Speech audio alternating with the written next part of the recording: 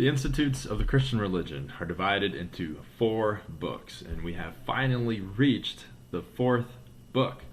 We started this way back in September at the class that I'm teaching at church, Young and Reformed, and we finally reached the 4th book, which in classic Calvin style has a very long and descriptive title.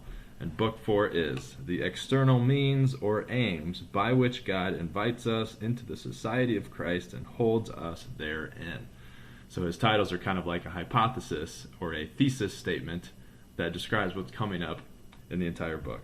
And in the beginning, Calvin describes why we need church and why God has graciously given us church.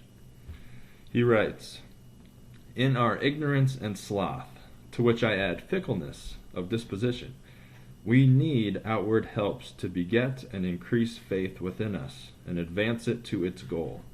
God has also added these aids that he may provide for our weakness.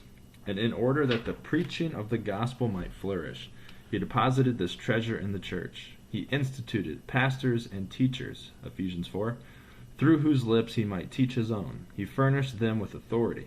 Finally, he omitted nothing that might make for holy agreement of faith and for right order. First of all, he instituted sacraments, which we who have experienced them feel to be highly useful aids to foster and strengthen faith. God, in his wonderful providence, accommodating himself to our capacity, has prescribed a way for us, though still far off, to draw near to him." So Calvin recognizes, as human beings, we can be ignorant, we can be slothful, and we can be fickle. And God knows that too, and that's one of the reasons why he gives us the church, so that we can increase in our faith. And Calvin outlines what a lot of this book is going to be about. He talks about the importance of preaching of the gospel and of the sacraments. And those are very important for our Reformed understanding of church. The word must be rightly preached, and the sacraments must be rightly administered. And those are baptism and communion, which we'll go into more detail later. And through all of these things, God is accommodating to our level.